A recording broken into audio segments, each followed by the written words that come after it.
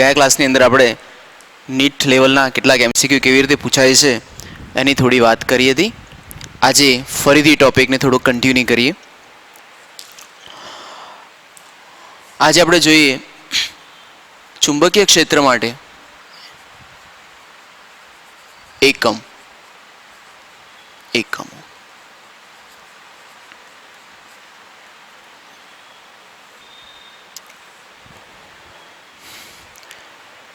ચુંબકીય ક્ષેત્રને સાંકળતા કેટલાક સૂત્રોની વાત કરીએ તો પાઠમાં આપણે કેટલાક સૂત્રો ભણીશું, જેમ કે F બરાબર Q કૌંસમાં V ક્રોસ B અથવા F બરાબર IL ક્રોસ B.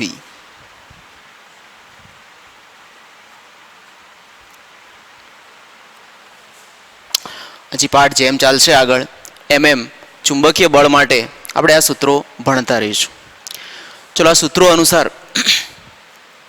ચુંબકીય ક્ષેત્ર આપણે એકમોની વાત કરીએ તો સૌપ્રથમ ચુંબકીય ક્ષેત્ર માટે SI એકમ લખીએ. તો આપણે જાણીએ છીએ કે ચુંબકીય ક્ષેત્ર માટે ટેસ્લા એકમ આપણે યુઝ કરીએ છીએ, જે પ્રથમ લેક્ચરમાં આની વાત કરી હતી. વૈજ્ઞાનિકના નામ પરથી આવતો હોવાથી એને આપણે કેપિટલ T વડે બતાવીએ છીએ. બીજું એક સમીકરણ આવું છે ચુંબકીય ફ્લક્સ માટે. ચુંબકીય ફ્લક્સ ફાઈ બરાબર BA. ચુંબકીય ફ્લક્સ કોને કહેવાય તો એની ટૂંકી વાત તમને જણાવું. ધારો કે એક ચુંબક છે N અને S. પ્રકરણ 5માં આપણે શીખીશું કે ચુંબકીય ક્ષેત્ર રેખાઓ N ધ્રુવમાંથી નીકળે છે, જેને આપણે આ રીતે બતાવીશું. આ N ધ્રુવમાંથી નીકળતી ચુંબકીય ક્ષેત્ર રેખાઓ છે. વધુ વિગત પ્રકરણ 5માં આપણે શીખીશું. અહીંયા કોઈ એકમ ક્ષેત્રફળ વિચારવામાં આવે A, તો આ એકમ ક્ષેત્રફળમાંથી નીકળતી ક્ષેત્ર રેખાઓની સંખ્યાને આપણે ચુંબકીય ફ્લક્સ કહીએ છીએ, જેના માટે આ સૂત્ર વપરાય છે.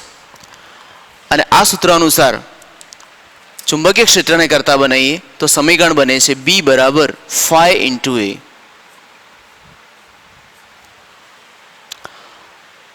ફાઈ એ ચુંબકીય ફ્લક્સ છે, જેનો એકમ વેબર લખાય છે, અને છેદમાં ક્ષેત્રફળ છે, જેનો એકમ મીટર સ્ક્વેર લખાય છે.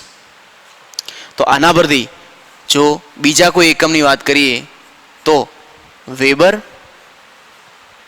Metre square. તો આ ચુંબકીય ક્ષેત્ર માટેનો એકમ બનશે.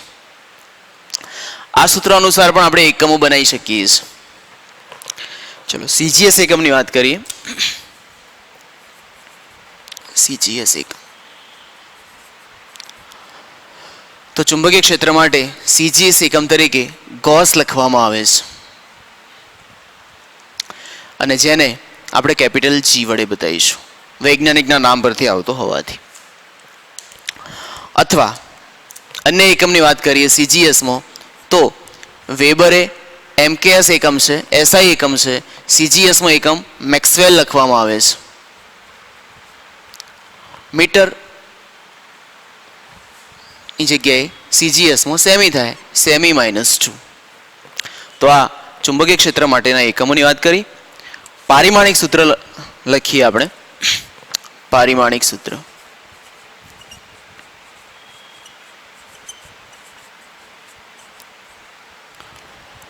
તો પારિમાણિક સૂત્ર શોધવા માટે અહીંયા આપણે બે સૂત્રો લખ્યા છે. બંને સૂત્રો ચુંબકીય બળ માટેના છે, જે પાઠની અંદર આગળ જેમ ભણીશું એમાં સૂત્રો વિશે આપણે શીખીશું. ચલો, આ સમીકરણ અનુસાર આપણે ચુંબકીય ક્ષેત્ર માટે પારિમાણિક સૂત્ર બનાવીએ તો આ જ સૂત્ર આપેલું છે. ફરી એકવાર નોટ કરું. F is equal two Q કૌંસમાં V ક્રોસ B. અદિશ ફોર્મમાં લખવામાં આવે તો સમીકરણ થાય છે F બરાબર QVB સાઇન થીટા. અને આમાંથી બીને કરતા બનાવીએ તો B is equal to F upon Q V sine theta. પારિમાણિક સૂત્રની વાત કરીએ. એફનું પારિમાણિક સૂત્ર, તો બળ માટે પારિમાણિક સૂત્ર થાય છે m1 L1 T-2 અપોન છેદમાં Q. વિદ્યુતભાર માટે પારિમાણિક સૂત્ર લખવા માટે આપણે પ્રવાહનું એક સૂત્ર છે Q બરાબર IT. પ્રકરણ નંબર 3 માં આ સૂત્ર શીખીશું. એમાંથી I ના એકમની વાત કરીએ તો I એ પ્રવાહ છે જેનો એકમ એમ્પિયર, T એટલે સમય T1, V તો V એ વેગ છે જેનું પારિમાણિક સૂત્ર થાય L1 T-1 અને સાઇન થીટા પરિમાણ રહિત છે. ફરીથી બળનું પારિમાણિક સૂત્ર જે આ પ્રમાણે મળે Q બરાબર IT. આ સૂત્ર અનુસાર I નો એકમ એમ્પિયર A1, T માટે T1 તો આ Q નું પારિમાણિક સૂત્ર, V નું પારિમાણિક સૂત્ર L1 T-1. અને આ બધાનું સાદુરૂપ આપીએ તો આ રીતનું પારિમાણિક સૂત્ર બનશે M1 L ની વાત કરીએ L1 કેન્સલ થશે એટલે L0. T ની વાત કરીએ તો T-2 અને A ને અંશમાં લઈએ A-1. તો આ રીતે પારિમાણિક સૂત્ર મળે છે. તો આ ચુંબકીય ક્ષેત્ર માટે એકમ અને પારિમાણિક સૂત્ર આપણે આ રીતે લખ્યા.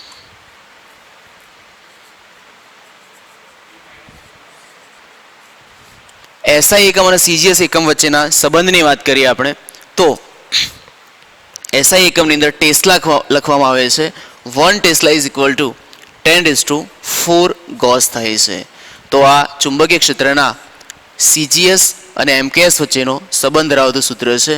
જ્યારે એક્ઝામ્પલ ગણીશું ત્યારે આ સમીકરણ ઘણીવાર આપણે ઉપયોગમાં લઈશું. બીજું, ગયા ક્લાસની અંદર આપણે μ0 વિશે ભણી ગયા તો μ0 ના એકમોની વાત કરીએ.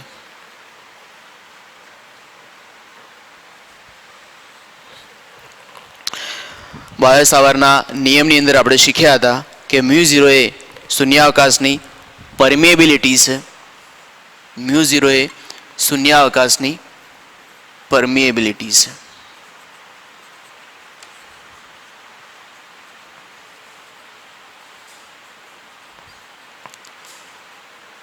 જેનું સૈદ્ધાંતિક મૂલ્ય 4π × 10⁻⁻⁷ થાય છે. ચલો μ0 માટે એકમોની આપણે વાત કરીએ તો μ0 ના એકમો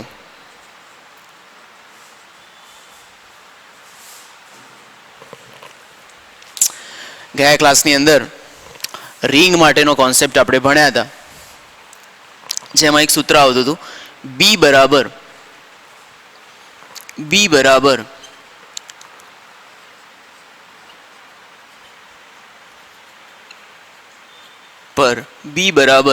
μ0I અપોન 2R. એકમ બનાવવા માટે μ0 ને કરતા બનાવીએ તો સૂત્ર બને છે μ0 is equal to 2BR upon I. ચલો આના આધારે એકમ વિચારીએ તો B નો એકમ ટેસ્લા જે આપણે અત્યારે શીખ્યા એ પ્રમાણે, R નો એકમ મીટર થાય મીટર, અને પ્રવાહ છે પ્રવાહનો એકમ એમ્પિયર, છેદમાં હોય તેને અંશમાં લઈ જઈએ તો એકમ મળે છે એમ્પિયર ઇનવર્સ. તો આ μ0 નો એકમ છે, અહીંયા લખીએ આપણે ટેસ્લા મીટર એમ્પિયર ઇનવર્સ. આના માટે કેટલાક અન્ય એકમોની વાત કરીએ. અન્ય એકમો.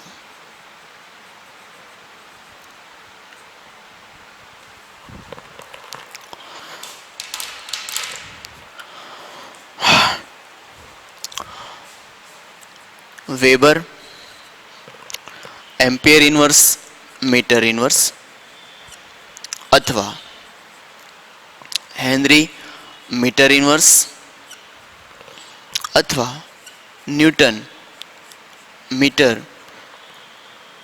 Minus ampere minus 2.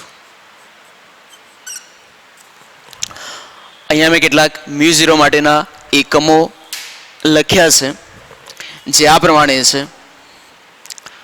આ એકમો વિશે વધુ અભ્યાસ આપણે ભૌતિક વિજ્ઞાન જેમ આગળ શીખીશું એની અંદર આવશે. અત્યારે માત્ર યાદ રાખો આ મ્યુ0નો એકમ છે. આ સિવાય અન્ય એકમો મેં અહીંયા નોટ કર્યા છે જે આપે યાદ રાખવાના છે. પારિમાણિક સૂત્રની વાત કરીએ. પારિમાણિક સૂત્ર.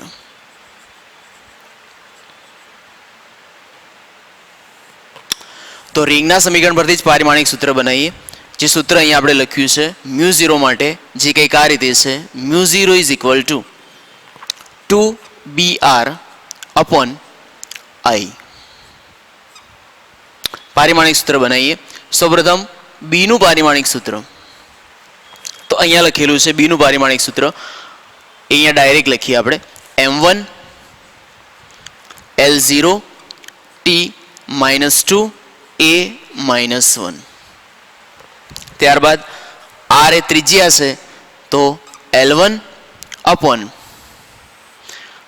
I પ્રવાહ છે તો એમ્પિયર 1. અને આનું સાદુરૂપ આપતા આપણને પારિમાણિક સૂત્ર આ રીતે મળશે: m1 L0 L1 so L1 t -2 અને a -2. તો આ મ્યુ0 માટેનું પારિમાણિક સૂત્ર છે.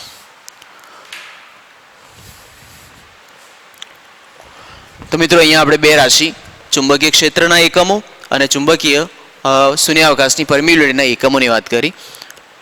સ્ક્રીનશોટ લઈ અને આ પોઈન્ટને યાદ રાખજો.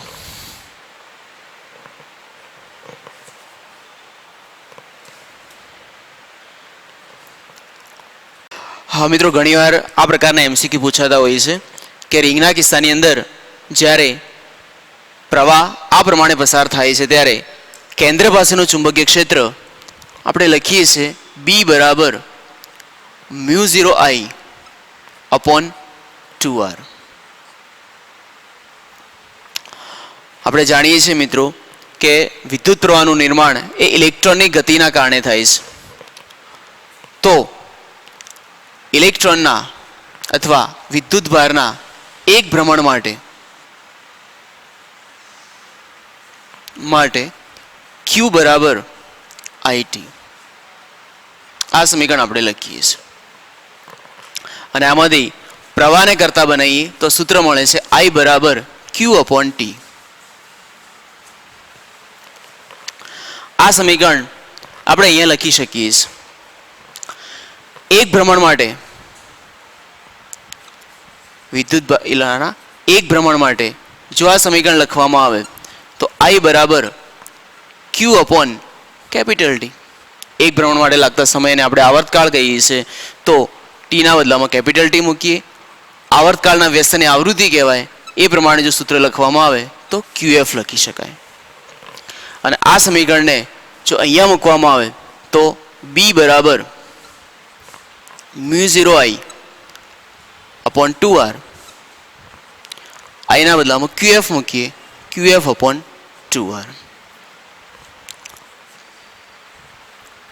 તો કોઈ એક્ઝામ્પલ કે એમસીક્યુમાં જ્યારે આવૃત્તિ આપેલી હોય તો આ પ્રમાણેનું ચુંબકીય ક્ષેત્ર કેન્દ્ર પાસે આપણે શોધી શકીએ છીએ. ઘણીવાર ભ્રમણ કરતા વિદ્યુત ભાર માટે વેગ આપેલો હોય તો આવા સંજોગોની અંદર એક ભ્રમણ માટે v બરાબર અંતર ભાગ્યા સમય. સમય. આ સૂત્ર અનુસાર વિદ્યુતભાર એક ભ્રમણ કરે તો જો આ રિંગની ત્રિજ્યા r હોય તો સૂત્ર થાય છે અંતર બરાબર પરિઘ 2πr લાગતા સમયને આવર્તકાળ કહીએ છીએ માટે t. અહીંયા ફરીથી 2πr f આવર્તકાળના વ્યસ્તની આવૃત્તિ કહેવાય f. અને સમીકરણમાંથી f ને કરતા બનાવીએ તો આ સૂત્ર આ રીતે લખાશે f is equal two v upon 2πr.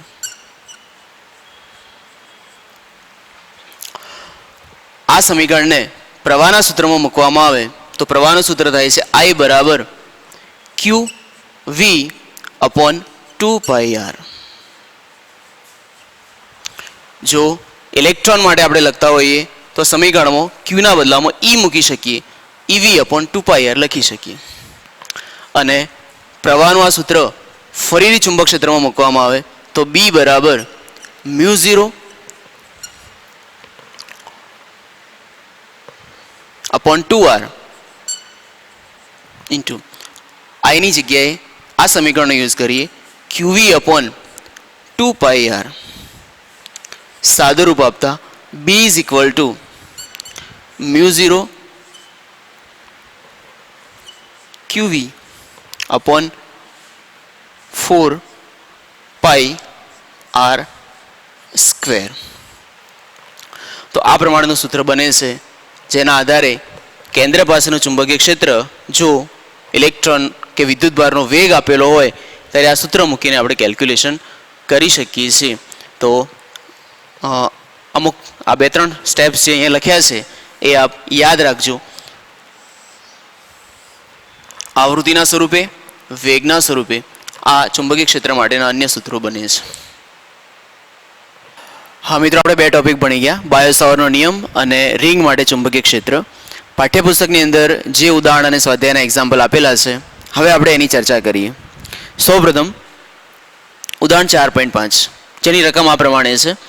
એક સૂક્ષ્મખંડ delta L is equal to delta X I caret જે ઉગમ બિંદુ પર મૂકેલો છે. તો આ સૂક્ષ્મખંડ આપણે અહીંયા ઉગમ બિંદુ પર બતાવેલો છે.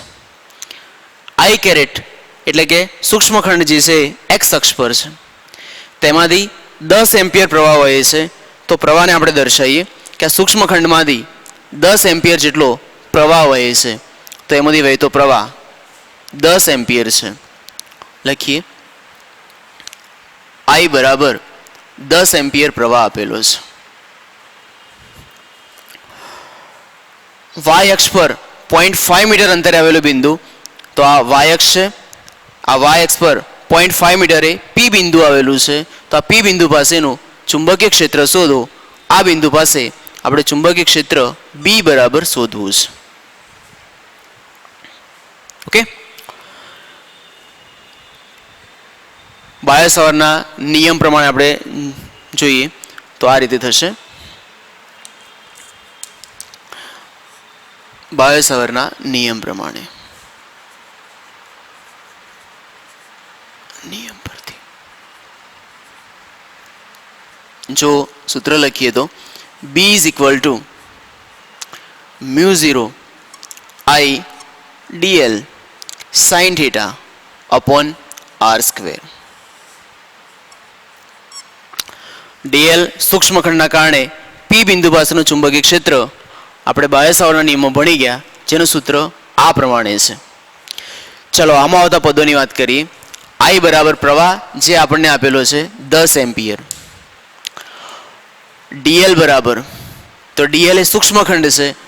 dl બરાબર આકૃતિમાં જોઈએ, dl બરાબર તો આ સૂક્ષ્મખંડ છે અને dl બરાબર આપણને આવું આપેલું છે ડેલ્ટા એક્સ આઈ કેરેટ. તો dl બરાબર ડેલ્ટા એક્સ થશે. dl બરાબર ડેલ્ટા એક્સ થશે. ડેલ્ટા એક્સ બરાબર આપણને 1 સેન્ટીમીટર આપેલા છે. ટેક્સ્ટ બુકની અંદર ડેલ્ટા એલ બરાબર 1 સેન્ટીમીટર આપેલા છે. તો અહીંયા લખીએ 1 centimetre is equal to 10⁻² metre થાય. Sine theta, theta is equal to, તો આપણે જોઈ શકીએ છીએ મિત્રો કે ડેલ્ટા એક્સ ખંડ જે છે એક્સ દિશામાં છે અને જે બિંદુ પાસેનું ચુંબકીય ક્ષેત્ર શોધવું છે એ વાય દિશામાં છે. તો પ્રવાહ અને સ્થાન સદિશ વચ્ચેનો ખૂણો 90 ડિગ્રી થશે. સો થીટા ઇઝ ઇક્વલ ટુ 90 આવશે. માટે સાઇન 90 ઇઝ ઇક્વલ ટુ 1 થશે. છેદમાં આર સ્ક્વેર, તો R is equal to R એટલે સૂક્ષ્મખંડથી આપેલા બિંદુનું અંતર જે આપ્યું છે 0.5 મીટર. તો R is equal to 0.5 metre લખીશું આપણે. આ બધી કિંમતો સૂત્રમાં મૂકીએ તો જવાબ થશે ઇક્વલ ટુ મ્યુ 0 એટલે તો 4 પાઈ into 10⁻⁻7. I is equal two પ્રવાહ 10 ampere. dl is equal to 10⁻². Sine theta બરાબર 90, સાઇન 90 બરાબર 1. સો સાઇન થીટાની વેલ્યુ આવશે 1 upon R square. R is equal to 0.5. So 0.5 square. કિંમતો મૂકી અને સાદુરૂપ આપીશું તો આનો આન્સર મળે છે 4 ઇન્ટુ 10⁻8. ચુંબકીય ક્ષેત્ર માટે એકમની વાત કરીએ તો આપણે લખીએ છીએ ટેસ્લા. જો ક્વેશ્ચનની અંદર ચુંબકીય ક્ષેત્રની દિશા પૂછાય તો ચુંબકીય ક્ષેત્રની દિશા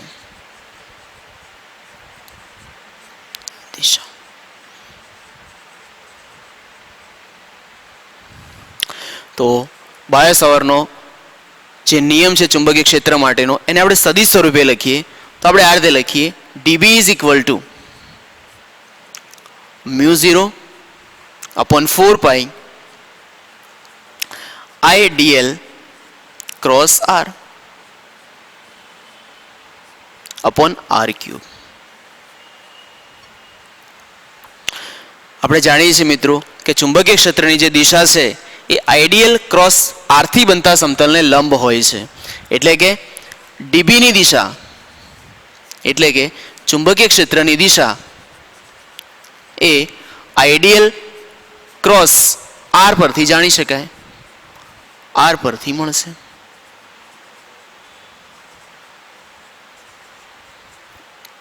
તો ચુંબકીય ક્ષેત્રની દિશા શોધવા માટે આઈડિયલ ક્રોસ આર ની દિશા આપણે જાણીએ તો આ રીતે લખીએ મિત્રો કે ideal cross R, ideal cross R બરાબર. ચલો આઈડિયલ બરાબર શું લખી શકાય તો અહીંયા આવશે આઈ. ડીએલ બરાબર તો અહીંયા લખ્યું હતું કે ડીએલ એ સૂક્ષ્મખંડ છે, અહીંયા લખેલું છે ડીએલ બરાબર ડેલ્ટા એક્સ. જે એક્સ દિશામાં છે તો ડીએલ ના બદલામાં આપણે લખી શકીએ delta X I caret, delta X I caret cross R બરાબર તો આર જે છે વાય દિશામાં અંતર છે, આર બરાબર 0.5 જે વાય દિશામાં અંતર છે તો એને આપણે આ રીતે મૂકી દઈએ કે આર ઇન્ટુ જે કેરેટ. સાદુરૂપ આપીએ તો સૂત્ર આ રીતે લખાશે I delta X R I cross J is equal to I delta X R I cross J. ધોરણ 11 માં ભણી ગયા કે આઈ ક્રોસ જે બરાબર કે કેરેટ થશે, માટે આનો આન્સર આવશે કે કેરેટ. તો આઈડિયલ ક્રોસ આર ની દિશા એ આપણને ચુંબકીય ક્ષેત્રની દિશા દર્શાવે છે, માટે લખી શકાય કે ચુંબકીય ક્ષેત્ર બી એ ધન ઝેડ દિશામાં છે, ઝેડ દિશામાં મળે છે.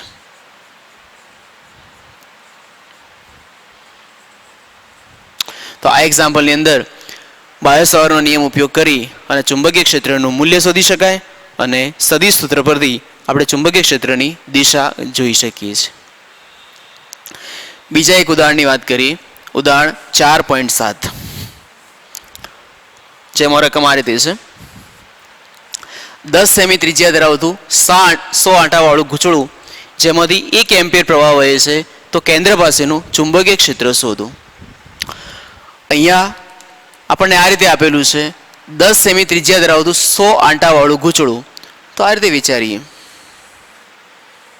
કે આ એક ગૂંચળું છે જેની ત્રિજ્યા આપેલી છે આપણને r બરાબર 10 સેન્ટીમીટર. એને MKSમાં લખીએ તો 10 સેમી બરાબર 0.1 મીટર અથવા 10 × 10⁻² મીટર થશે. આંટાની સંખ્યા આપેલી છે 100, તો આ ગૂંચળા પર 100 આંટા છે જેને આપણે કેપિટલ N વડે બતાવીએ, n બરાબર 100. દરેક આંટામાંથી વહેતો પ્રવાહ 1 એમ્પિયર છે, તો પ્રવાહ આપેલો છે I બરાબર 1 એમ્પિયર. અને કેન્દ્ર પાસેનું ચુંબકીય ક્ષેત્ર શોધો, તો અહીંયા કેન્દ્ર પાસે આપણે ચુંબકીય ક્ષેત્ર B હોય તો B બરાબર શોધો, એ આપણો પ્રશ્ન થાય છે. B બરાબર શોધો. ઓકે મિત્રો, આપણે ભણી ગયા કે રિંગના કેન્દ્ર પાસેનું ચુંબકીય ક્ષેત્ર, તો એનું સૂત્ર આપણે જાણીએ છીએ. લખીએ તો આ પ્રમાણે: રિંગના કેન્દ્ર પાસે ચુંબકીય ક્ષેત્ર B = μ0I/2r. બીજા એક મુદ્દામાં આપણે શીખ્યા હતા કે જો રિંગ પર એક આંટો હોય તો સમીકરણ લખાય છે μ0I/2r, પણ ટોટલ 100 આંટા આપેલા છે, તો આ સમીકરણને આપણે NI વડે દર્શાવીશું. N એ આંટાની સંખ્યા દર્શાવે છે. કિંમતો મૂકતા μ0 = 4π × 10⁻⁷.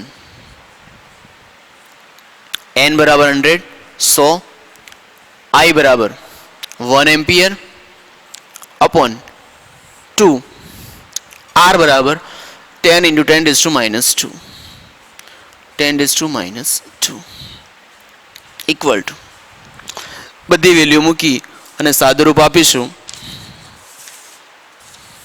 તો આનો જવાબ મળે છે 6.28 ×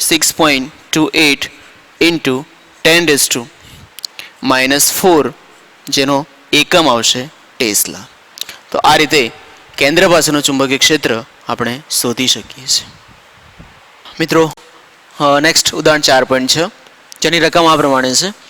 આકૃતિમાં દર્શાવ્યા પ્રમાણે 12 એમ્પિયર પ્રવાહધારિત તારને 2 સેન્ટીમીટર ત્રિજ્યાની અર્ધવર્તુળાકાર ચાપમાં વાળ્યો છે. તો કેન્દ્ર પાસે આપણે 3 ક્વેશ્ચન આપેલા છે, A, B અને C.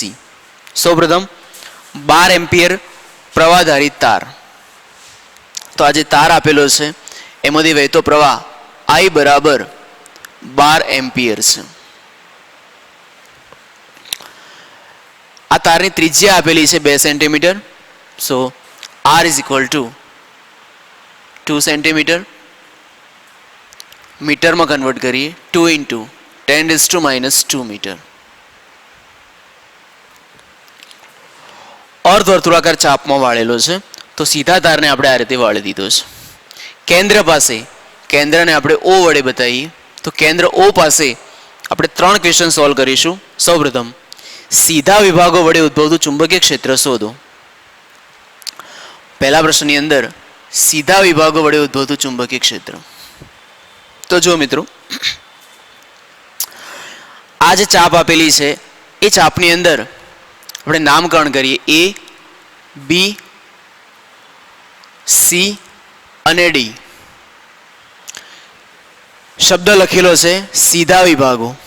તો આકૃતિની અંદર AB અને CD આ બંને સીધા વિભાગો કહેવાય.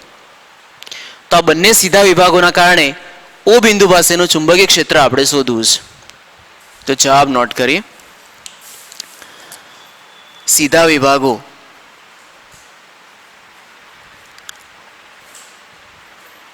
AB અને CD.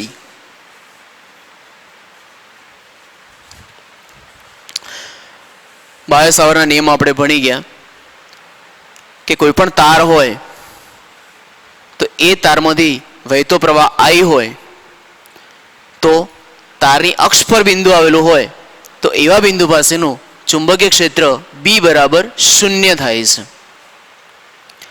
તો AB વિભાગ માટે O બિંદુ એ અક્ષ પર આવેલું બિંદુ કહેવાય. CD વિભાગ માટે O બિંદુ એ અક્ષ પર આવેલું બિંદુ કહેવાય. તો આ બંને વિભાગો માટે O બિંદુ એ અક્ષ પર આવેલું બિંદુ કહેવાય અને ભણ્યા એ પ્રમાણે અક્ષ પર આવેલું બિંદુ હોય તો એ બિંદુ પાસેનું ચુંબકીય ક્ષેત્ર 0 થાય. તો સીધું આપણે આ રીતે લખીએ કે સીધા વિભાગો AB અને CD માટે બિંદુ O અક્ષ પર આવેલું હોવાથી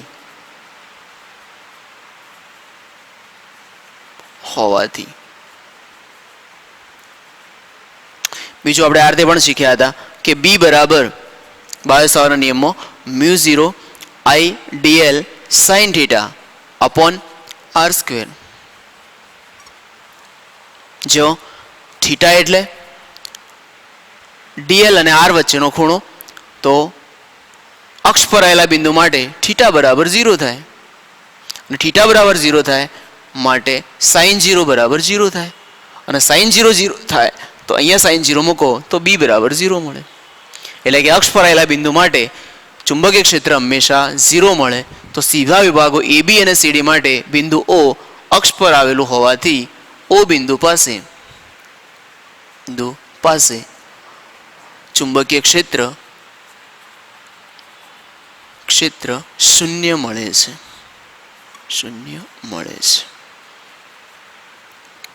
ઓકે, તો આ રીતે આપણો પહેલો ક્વેશ્ચન અહીંયા સોલ્વ થાય છે. બી પ્રશ્ન નંબર બી ની અંદર જોઈએ. અર્ધવર્તુળ ચાપના લીધે મળતા બી કરતા વર્તુળાકાર ગાળા વડે મળતું ચુંબકીય ક્ષેત્ર કેવી રીતે જુદું પડે છે? તો આકૃતિની અંદર એવું લખેલું છે કે અર્ધવર્તુળ ગાળા વડે મળતું ચુંબકીય ક્ષેત્ર. તો આપણે એ રીતે વિચારીએ કે ધારો કે આ એક અર્ધવર્તુળ ગાળો છે જે અહીંયા આકૃતિમાં દર્શાવ્યો છે. બીજું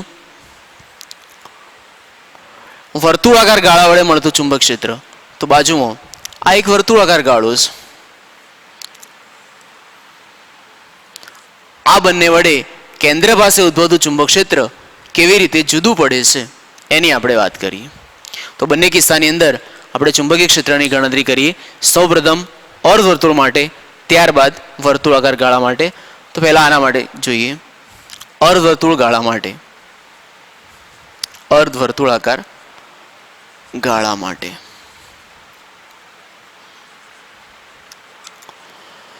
ગઈકાલના ક્લાસની અંદર આપણે જોયું હતું કે ચાપના વડે ઉદ્ભવતું ચુંબકીય ક્ષેત્ર જે શોધવા માટે આપણે આ સમીકરણ યુઝ કર્યું હતું. B બરાબર μ0 I theta upon 4 pi r.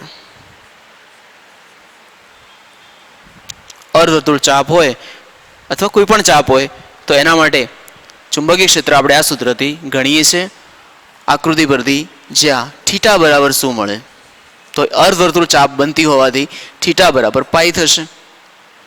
માટે સૂત્ર આ રીતે લખાય B is equal to μ0 I pi upon 4 pi r. સાદુરૂપ આપી પાઈ પાઈ કેન્સલ થશે, કિંમતો મૂકતા 4 પાઈ into 10⁻⁷. I is equal to આપણે રકમ આપેલું છે 12 એમ્પિયર upon 4. R બરાબર ત્રિજ્યા 2 into 10⁻².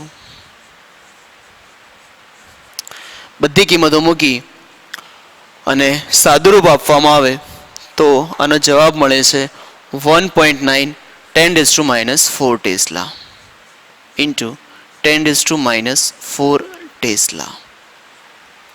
તો અર્ધવર્તુળાકાર ગાળા માટે આ ચુંબકીય ક્ષેત્ર આપણને આટલું મળશે. બાજુમાં વર્તુળાકાર ગાળા માટે, વર્તુળાકાર ગાળા માટે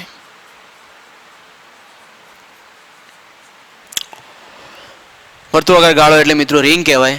તો રિંગ માટેનું ચુંબકીય ક્ષેત્ર જેનું સમીકરણ B બરાબર μ0I અપોન 2R થશે. μ0 ઇઝ ઇક્વલ ટુ 4 પાઈ 10⁻⁷. પ્રવાહ આપેલો છે 12 ampere upon 2. R is equal two ત્રિજ્યા 2 ઇન્ટુ 10⁻².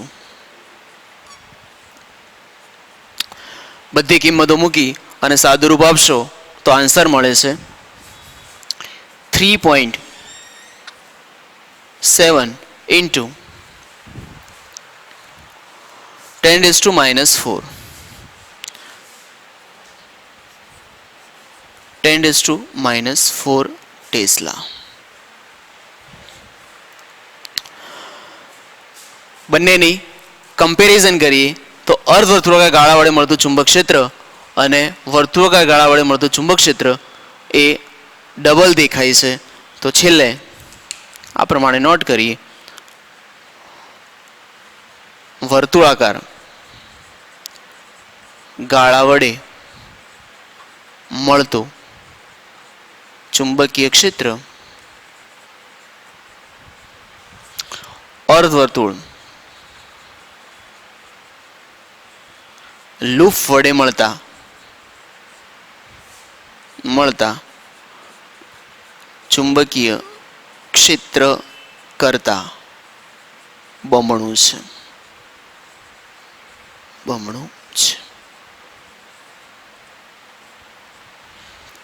તો આ રીતે મિત્રો પ્રશ્ન બી આપણે સોલ્વ કરી શકીએ. ક્વેશ્ચન સી, ચાપને વિરુદ્ધ દિશામાં વાળવામાં આવે તો તમારો જવાબ શું હશે? તો અહીંયા આપણને જે ચાપ આપેલી છે એ ચાપને આપણે વિરુદ્ધ દિશામાં વાળી દઈએ. મતલબ કે આ પ્રમાણે.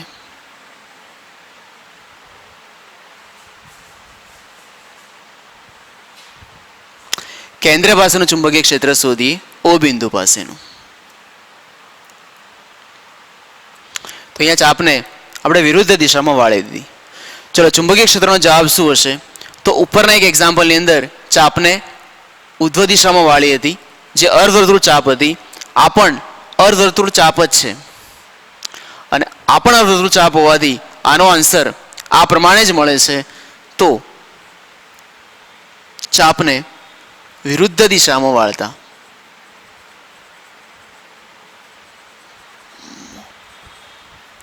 વાળતા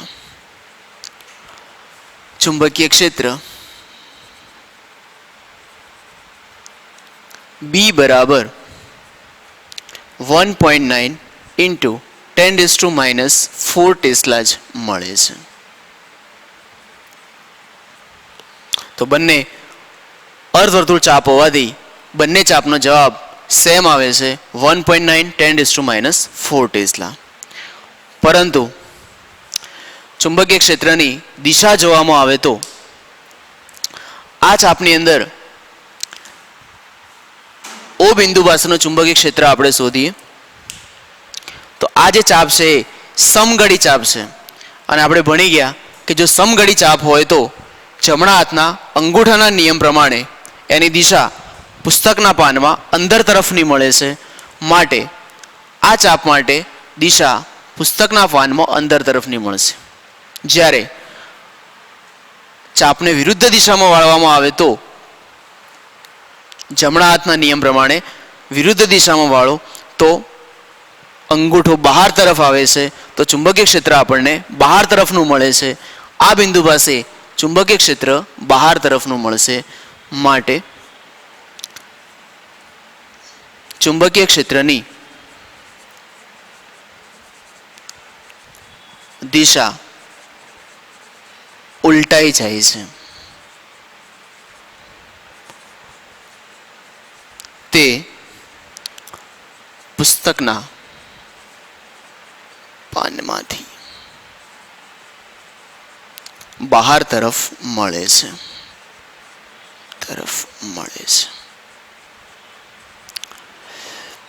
તો આ રીતે મિત્રો 3 ક્વેશ્ચન સોલ્વ કરી શકાય છે. આ હતું આપણું ઉદાહરણ નંબર 4.6. બીજા એક એક્ઝામ્પલની વાત કરીએ.